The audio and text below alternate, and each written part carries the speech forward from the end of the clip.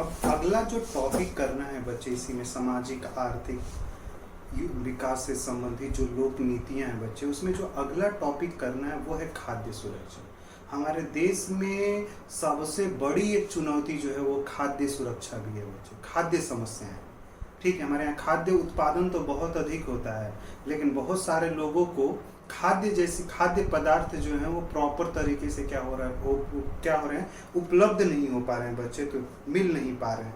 तो किस तरह से हम सभी लोगों के लिए, जो जिन लोगों के लिए खाद्य पदार्थ एक चुनौती के रूप में है बच्चे, उन्हें किस प्रकार से खाद्य प्राप्त पदार्थ उपलब्ध कराया जाए, उसके लिए हमारी सरकार ने खाद्य सुरक्षा नीति बनाई बच्चे, कि सभी लोगों के पास खाद्य पदार्थ होने चाहिए। क्योंकि अगर खाद्य पदार्थ नहीं होंगे बच्चे, फूड नहीं होंगे, तो भी उसका जीवन जो है वो समाप्त हो जाएगा। वो सर्वाइवल के लिए खाद्य पदार्थ जैसी चीजें होनी चाहिए बच्चे।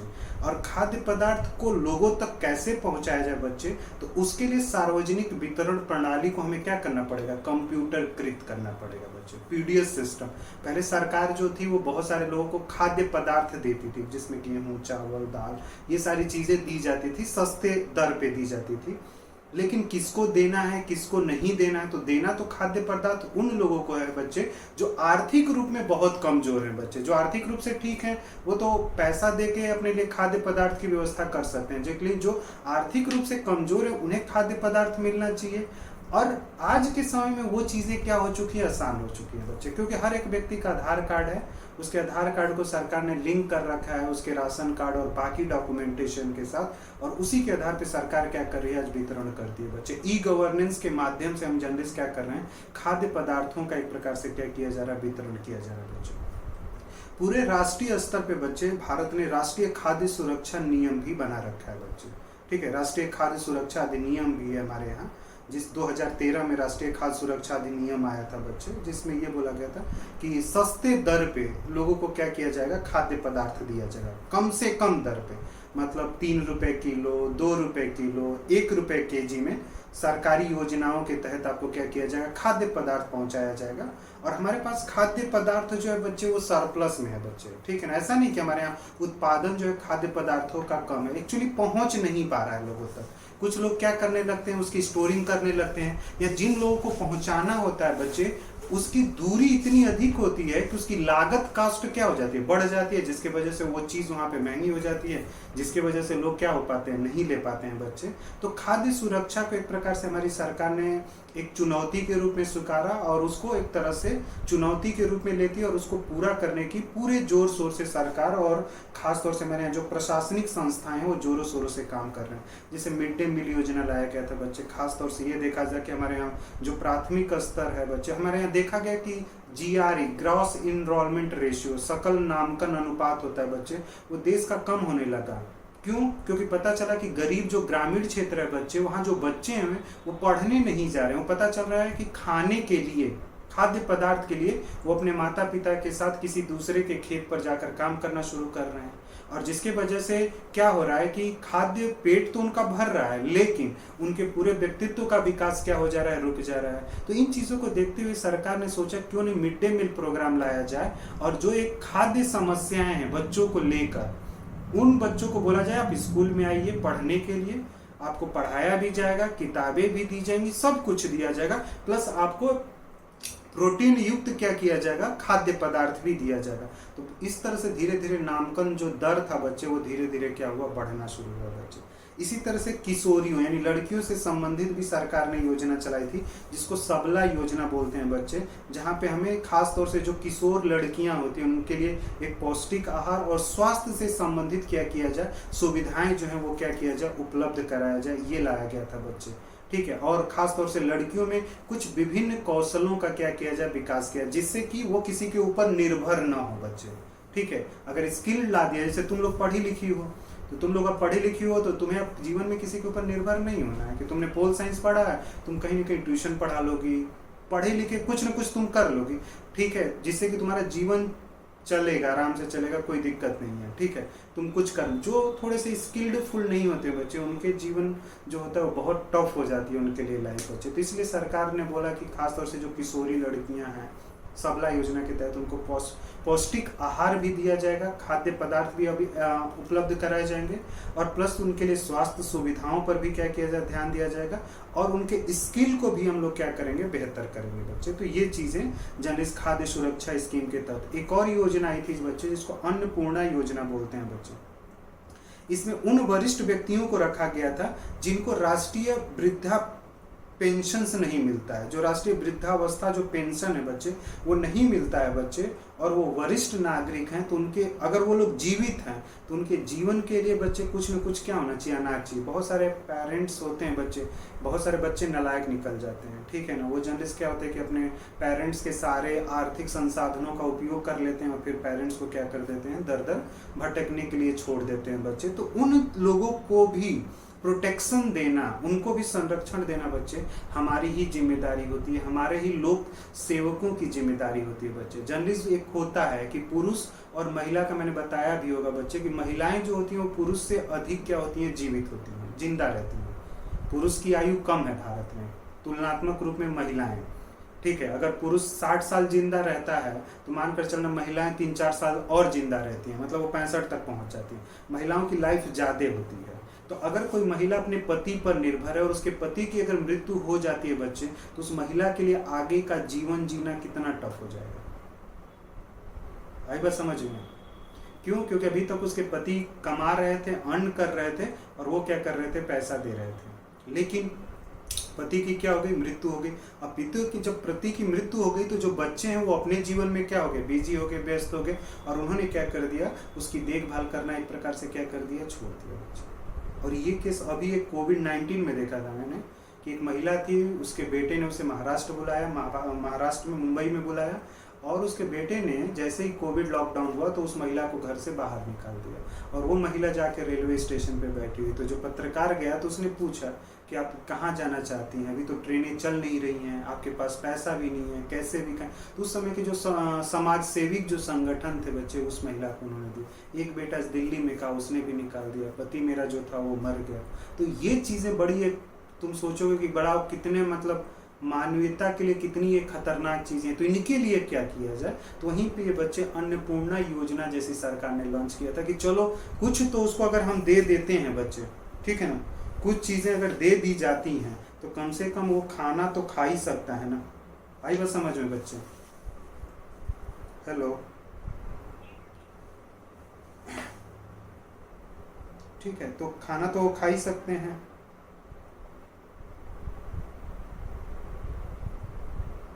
आवाज आ रही है ना बच्चे सभी लोगों को? ठीक है बच्चे, तो ये चीज़ें लाई गई थी, अन्नपूर्णा योजना जैसी चीज़ें लाई गई। उसके बाद से अन्नपूर्णा योजना के बाद से बच्चे, ठीक है, हमारे यहाँ समस्याएं क्या है कि खाद्य पदार्थों का उत्पादन हमारे यहाँ कम नहीं हो रहा है, तो बहुत ज़्यादा, लेकिन हमारे यहाँ वेस्ट बहुत अधिक हो जाता है खाद्य पदार्थ बच्चे, क्योंकि हमारे यहाँ वेयर हाउस व्यवस्था नहीं है। मतलब जो चीज़ें हमने उत्पादित की है, वो उत्पादित चीज़ों को रखने के लिए बच्चे हमारे पास कोई व्यवस्था नहीं है। आई बात समझ में? जिसकी वजह से बहुत सारे अनाज जो होते हैं वो सड़ जाते हैं या चूहे खाते हैं। तुम्हें न्यूज़ में इस तरह की चीज़ें बहुत सुनने को मिलेगी कि हमारे यहाँ बहुत खाद्य पदार्थ जो होता है वो क्या हो जाता है, बेकार हो जाता है। इस वजह से भी बच्चे हमारी जनसंख्या में बहुत अधिकतम लोग हैं बच्चे जो फूड से, खाद्य पदार्थों से क्या हो जाते हैं, वंचित हो जाते हैं। उनके जीवन निर्वाह के लिए जितना खाद्य पदार्थ चाहिए वो खाद्य पदार्थ भी अवेलेबल नहीं है बच्चे। जबकि जो खाद्य पदार्थ है वो जीवन के अधिकार के अंतर्गत आता है बच्चे। ये राज्य की जिम्मेदारी है बच्चे कि कोई भी व्यक्ति अगर भूख से मर जाता है तो उस राज्य के लिए बड़ी वो एक तुच्छ चीजें होंगी, और उस राज्य के लिए एक बहुत छोटी चीज मानी जाएगी कि कितना बेकार राज्य है जो अपने राज्य के लोगों के लिए बच्चे, अपने राज्य के लोगों के लिए वो खाद्य पदार्थ जैसी चीजों की व्यवस्था नहीं कर पा रहा है बच्चे। और तुम आओगे बच्चे, जो वेयर हाउस वाला भंडारण क्षमता है बच्चे, वहां पे अनुच्छेद 21 के तहत भोजन को मौलिक अधिकार की संज्ञा दी गई है बच्चे। मौलिक अधिकार ये तुम्हारा फंडामेंटल राइट के अंतर्गत डायरेक्टली तो नहीं आता है, लेकिन इनडायरेक्टली वो उसके अंतर्गत ही उसे क्या किया जाता है, रखा जाता है बच्चे। तो तुम्हारा जो खाद्य है बच्चे, और वो भी खाद्य पदार्थ कैसा मिलना चाहिए, पोषक पर्याप्तता होनी चाहिए बच्चे उसमें। ऐसा नहीं कि आप सड़ा गला मुझे अनाज दे देंगे, मैं खा लूँ और पता चला कि बीमार हो गया और मेरी डेथ हो जाए, उस प्रकार का नहीं खाद्य पदार्थ मुझे चाहिए। इस प्रकार का खाद्य पदार्थ होने चाहिए बच्चे जिसमें पौष्टिकता होनी चाहिए। और ये अनुच्छेद 21 से जुड़ता है बच्चे।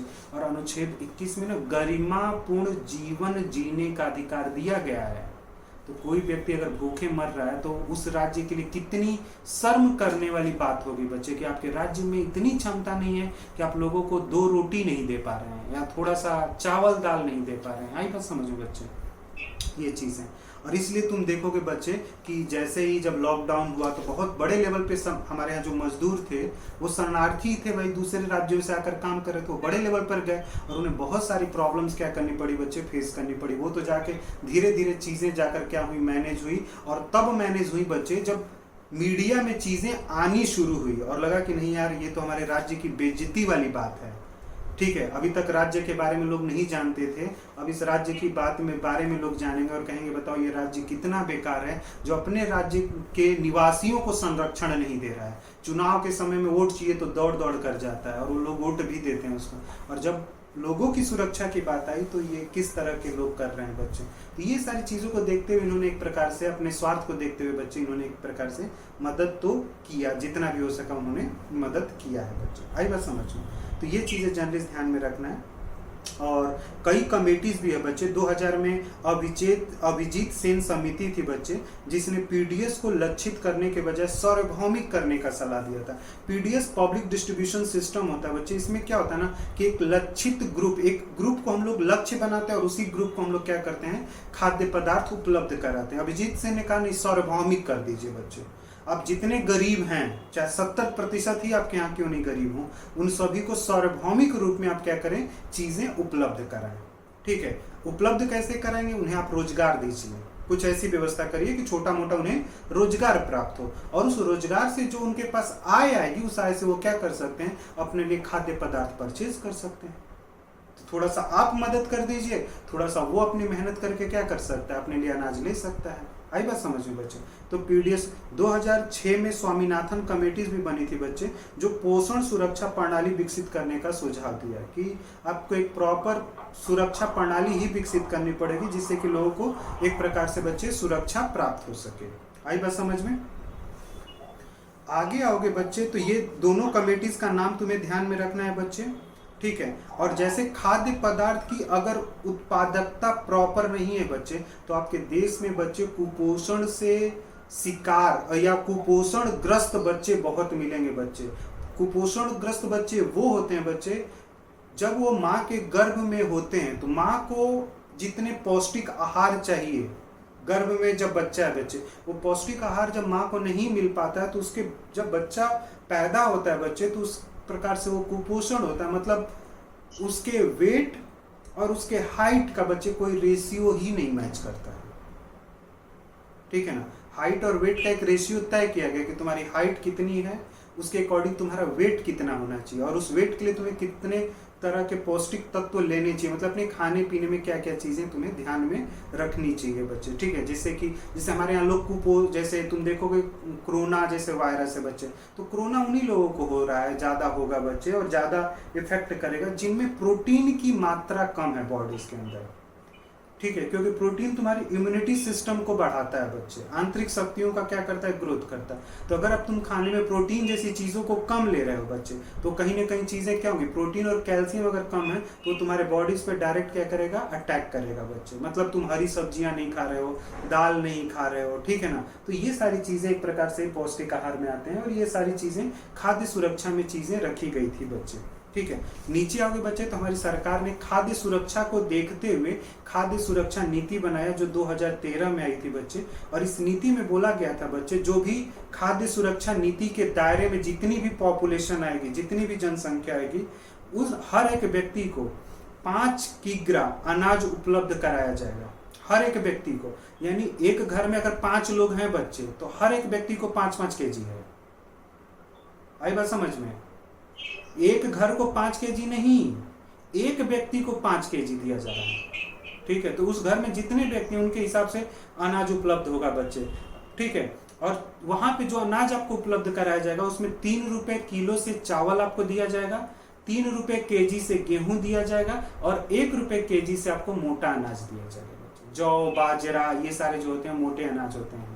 तो ये चीजें बच्चे। और ग्रामीण क्षेत्र में अगर आप हो तो वहां पे महात्मा गांधी राष्ट्रीय रोजगार गारंटी योजना के तहत कुछ न कुछ तो काम होगा ही होगा। तो उसके तहत आपको रोजगार दिया जाएगा और उस रोजगार से जो आपको आय प्राप्त होगी, उस आय में इतनी आय तो दी जाती है कि आप आराम से अपने जीवन के लिए कुछ खाद्य पदार्थ क्या कर सकते हैं, आप ले सकते हैं बच्चे। और इसमें बच्चे देखो, टोटल भारत की 67% आबादी को खाद्य सुरक्षा सुनिश्चित किया गया है बच्चे। अब सोचो हमारे किसानों पर कितना भार अब बढ़ेगा बच्चे। 67% आबादी को अगर हमें सस्ता खाद्य पदार्थ उपलब्ध कराना है बच्चे, तो सस्ता खाद्य पदार्थ उपलब्ध तभी तुम करा पाओगी जब खाद्य पदार्थ की उत्पादकता हद से अधिक हो, तभी तो वो पदार्थ सस्ता होगा बच्चे ना। अगर उत्पादकता कम है तो पदार्थ क्या हो जाएगा, महंगा हो जाएगा। तो हमें खाद्य उत्पादन क्या करना पड़ेगा, बढ़ाना पड़ेगा कि गेहूं, चावल और जितनी भी चीजें हैं जिसका हम लोग एग्रीकल्चर कर रहे हैं उसका उत्पादन हम क्या कर सकते हैं, बढ़ाएंगे, तब जाकर पर केजी उसकी कीमत क्या होती है, कम होती है। ऐसा नहीं कि कम उत्पादन आपने किया और पर केजी कीमत जो है वो क्या हो गई बच्चे, बढ़ गई, ऐसा नहीं होगा। पर केजी कीमत को कम करने के लिए आपको उत्पादन जो है बच्चे वो क्या करना पड़ता है, एक प्रकार से बढ़ाना पड़ता है। आई बात समझ में? ठीक है। और देखो इसमें 75% ग्रामीण क्षेत्र की आबादी है बच्चे, 50% जो है वो शहरी है। दोनों को अगर जोड़ लेते हैं बच्चे तो 67% आबादी इसके अंतर्गत आती है बच्चे। और एक अध्यादेश लाया गया APL, ठीक है, और BPL, और जो प्राथमिकता समूह है बच्चे उन सभी को इसके अंतर्गत क्या किया गया है, ठीक है, ठीक है। हाँ, मतलब जो APL, BPL और जो प्राथमिकता समूह और जो सामान्य समूह का वर्गीकरण पहले जो होता था ना, वो सारा चीजें समाप्त कर दी गई। सभी को एक प्रकार से क्या होगा, जो भी 67% गरीबी में आ रहे हैं बच्चे, ठीक है, उन सभी को खाद्य सुरक्षा जो है वो क्या की गई है, सुनिश्चित की गई है बच्चे इसके अंदर। ये नहीं कि हम सिर्फ BPL वाले को देंगे, APL वाले को ना, ये सारा ड्रामा खत्म कर दिया है क्लासिफिकेशन। 67% आबादी इसमें आएगी और 67% आबादी को खाद्य पदार्थ दिया जाएगा, चाहे आप किसी भी कैटेगरी में क्यों ना आते हैं। पहले क्या होता था, कैटेगरी बाई होता था बच्चे, उसी कैटेगरी में उस कैटेगरी से संबंधित योजना आती थी और उस योजना का फायदा उसी कैटेगरी को क्या होता था, पहले मिलता था। अब वो चीजें क्या कर दी गई हैं, खत्म कर दी गई हैं। ये चीजें जर्नलिस्ट ध्यान। और इसमें बच्चे, महिला और बच्चों के पोषण पर भी ध्यान दिया गया और मातृत्व लाभ के रूप में 6,000 रुपये महिलाओं को अलग से दिया जाएगा, जो प्रेग्नेंट वुमेन्स होती हैं बच्चे उनको, ठीक है।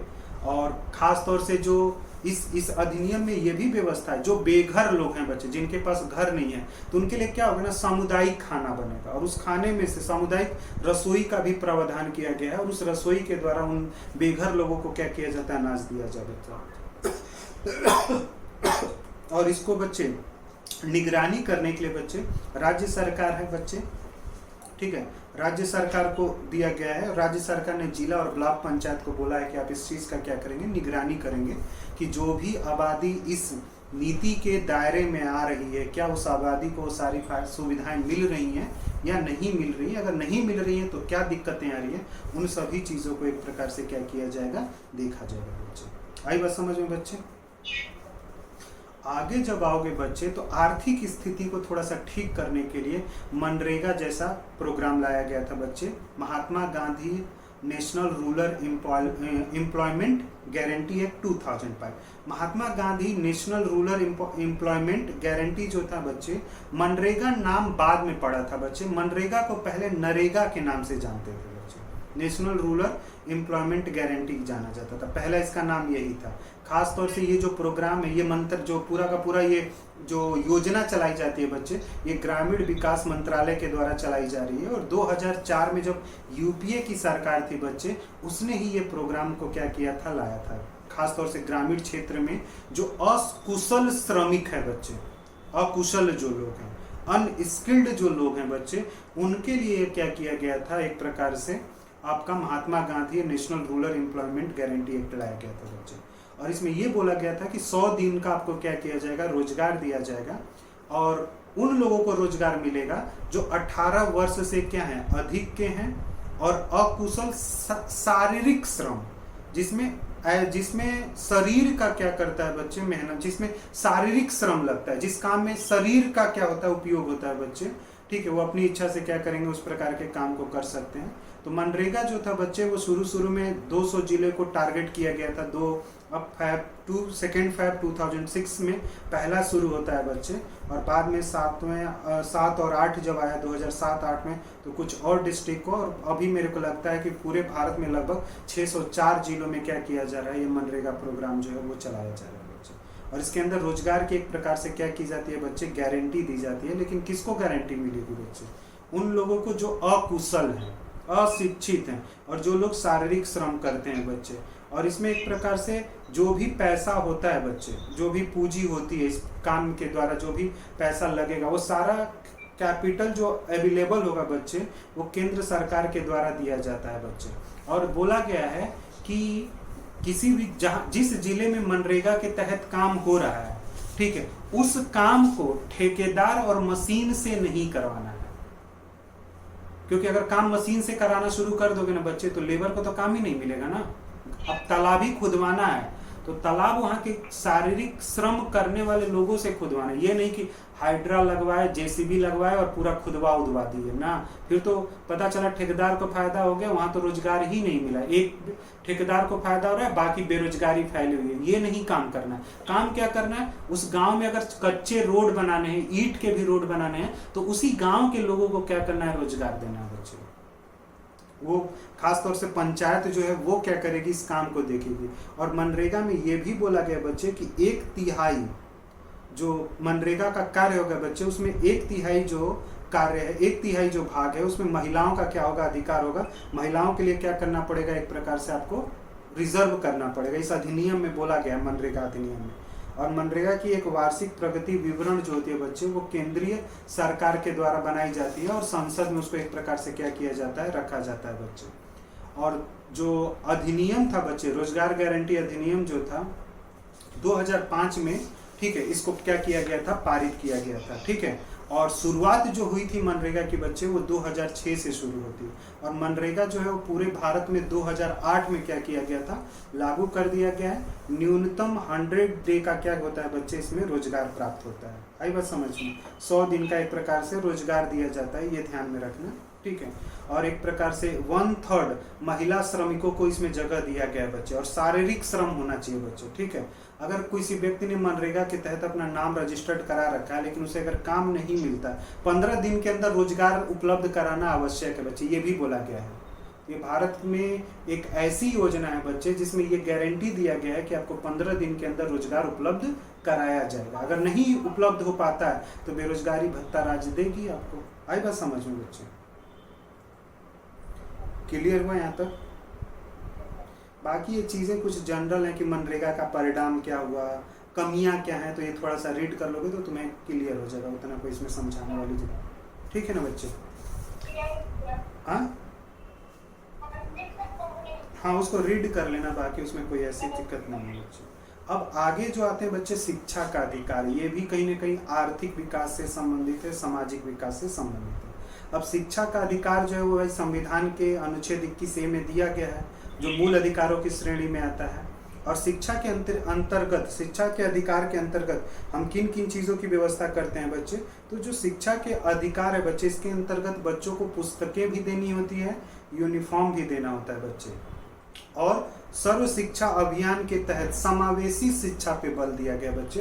पूरे शिक्षा के अधिकार को लागू करने के लिए सरकार ने सर्व शिक्षा अभियान चलाया था, और इसमें सभी को शिक्षा प्राप्त होगी बच्चे, ठीक है ना। ऐसा नहीं कि ठीक है कुछ लोगों को हम शिक्षा देंगे, सभी को शिक्षा है। मतलब आर्थिक रूप से अगर कोई मजबूत है तो वो भी चाहे तो सर्व शिक्षा अभियान के तहत शिक्षा ले सकता है। मतलब कोई ब्यूरोक्रेट से बच्चे आईएएस से वो अपने बच्चे को सरकारी स्कूल में पढ़ाना चाहता है तो पढ़ा सकता है, ऐसा कुछ नहीं है कि मना है बच्चे, ठीक है। और सर्व शिक्षा के अधिकार को बेहतर तरीके से लागू करने के लिए बच्चे, जो स्कूल होंगे बच्चे, वहाँ के जो प्रिंसिपल होते हैं बच्चे, उनको इसमें 10 दिन के प्रशिक्षण की व्यवस्था की गई है कि वो किस प्रकार से प्रबंधन करेंगे, ठीक है। और शिक्षा के अधिकार के तहत पूरा आधारभूत ढांचा खड़ा किया जाएगा। आधारभूत ढांचा का मतलब बच्चों के पढ़ने के लिए क्लासरूम, ठीक है, ब्लैक बोर्ड, बैठने के लिए अरेंजमेंट, टीचर्स, बुक्स, ठीक है। ये सारी चीजें क्या की जाती हैं आधारभूत संरक्षण में, ठीक है। वाटर का व्यवस्था, टॉयलेट की व्यवस्था, ये सारी चीजें इसके अंतर्गत आती है बच्चे।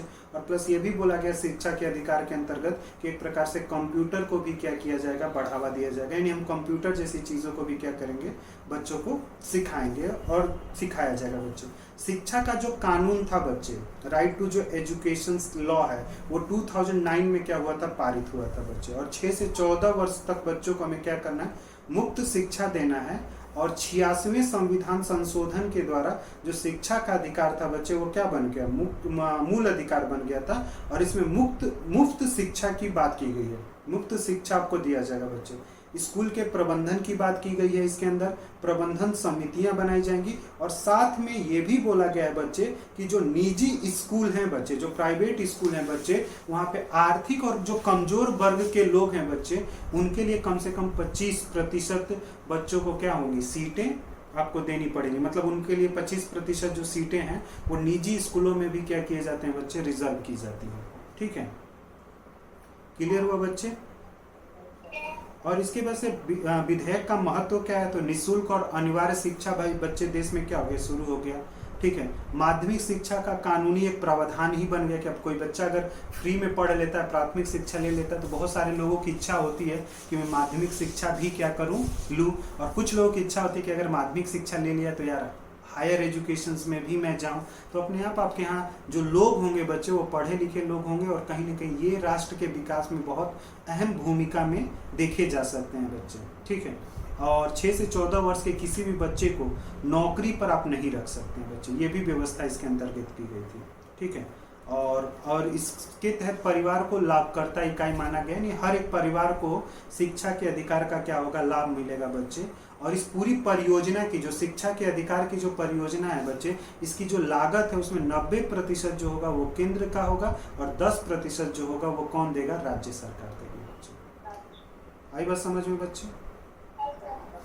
आगे आओगे तो एक टॉपिक जो है वो जन सुनवाई है बच्चे। ठीक है, जन सुनवाई का कंसेप्ट लाया गया था। और जन सुनवाई का मतलब जो भी शिकायतें आ रही हैं बच्चे किसी भी विभाग में, उन सभी शिकायतों को देखने के लिए क्या होना चाहिए, एक वरिष्ठ अधिकारी होना चाहिए। और उस वरिष्ठ अधिकारी के निगरानी में उन समस्याओं का क्या किया जाए, समाधान किया जाए बच्चे। और जन सुनवाई में तो ये बोला जा रहा है कि त्वरित समाधान हो। जैसे अब तो बहुत सारे ब्यूरोक्रेट्स, IAS ऑफिसर होते हैं बच्चे, वो सीधा जिस एरिया में होते हैं वो सीधा एक दिन अपना यहाँ जन सुनवाई लगवाते हैं बच्चे। ठीक है, पब्लिक को बुला लेंगे और वहीं पर पूछ लिया जाता है कि क्या क्या आपकी समस्या। पिक्चर में देखते नहीं हो कि कभी कभी होता है कि IAS बैठा हुआ है। हेलो, जन सुनवाई के बारे में पता होगा कि जैसे बुलाया जाता है, ठीक है ना, कि बुला दे कि भाई कल सुबह जो है वो 10 बजे क्या है कि आज जो DM है वो आप लोगों से मिलना चाहते हैं। तो जिसकी भी समस्याएं हैं वो 10 बजे DM बंगले पर आएगा और वहीं पे क्या होंगे, DM महोदय जो होंगे, जो भी आपकी समस्याएं होंगी उसकी त्वरित क्या कर दी जाएगी, समाधान किया जाएगा। इसको जन सुनवाई बोला जाता है बच्चे। यानी अब जो प्रशासन है वो सीधा जनता के बीच में जाकर वहाँ पे उनकी समस्याओं की क्या कर रहा है, सुनवाई कर रहा है। इसी को जन सुनवाई बोलते हैं बच्चे। त्वरित इसमें होता है और कहीं ना कहीं ये सुशासन को एक प्रकार से क्या कर रहा है, मजबूत कर रहा है। और दूसरा, जन सुनवाई में सूचना और प्रौद्योगिकी का भी बहुत इस्तेमाल हो रहा है बच्चे। सीधा लोगों के साथ में क्या हो गया, इंटरनेट के माध्यम से क्या हो गया, लाइव हो गया और लाइव होकर समस्याओं को सुना और उसका एक प्रकार से मैंने क्या किया, समाधान किया बच्चे। तो ये चीजें भी आती हैं। कुछ सरकार ने तो जन सुनवाई पोर्टल ही बना दिया है बच्चे। सरकार, हर एक सरकार ने अपने यहाँ पोर्टल बना रखा जन सुनवाई। उस पोर्टल पे जाओ, शिकायत डालो, शिकायत जैसे ही डालोगे पोर्टल पे आपका क्या हो जाएगा, नंबर रजिस्टर्ड हो जाएगा, शिकायत नंबर मिल जाएगी, आप फॉलो करते रहो, आपका पूरा हल उल होकर मिलकर एक दिन समय, मतलब पूरी आपकी जो भी शिकायत है उसकी पूरी निपटारा करके आपको परिणाम क्या होगा, आपके मोबाइल पर भेज दिया जाएगा। तो ये सारी चीजें जो होती है वो जन सुनवाई होती है। और जन सुनवाई की वजह से बच्चे कहीं ना कहीं जन सहभागिता जो है वो क्या होती है, बढ़ती है बच्चे। जन सहभागिता, जन सुनवाई का मतलब समझ में आया, यानी अधिकारियों को अपने ऑफिस से निकलकर कहाँ जाना पड़ेगा, जनता के बीच में। और जनता के बीच में जाकर उनकी समस्याओं को क्या करना पड़ेगा, सुनना पड़ेगा और उसका त्वरित समाधान करना। एक तो तरीका ये होता है, या फिर जनता को जन सुनवाई पोर्टल से क्या कर दो, जोड़ दो, बोल दो कि आप पोर्टल डाउनलोड कर लीजिए और उस पोर्टल पे जो भी शिकायत है आप शिकायत लिख दीजिए।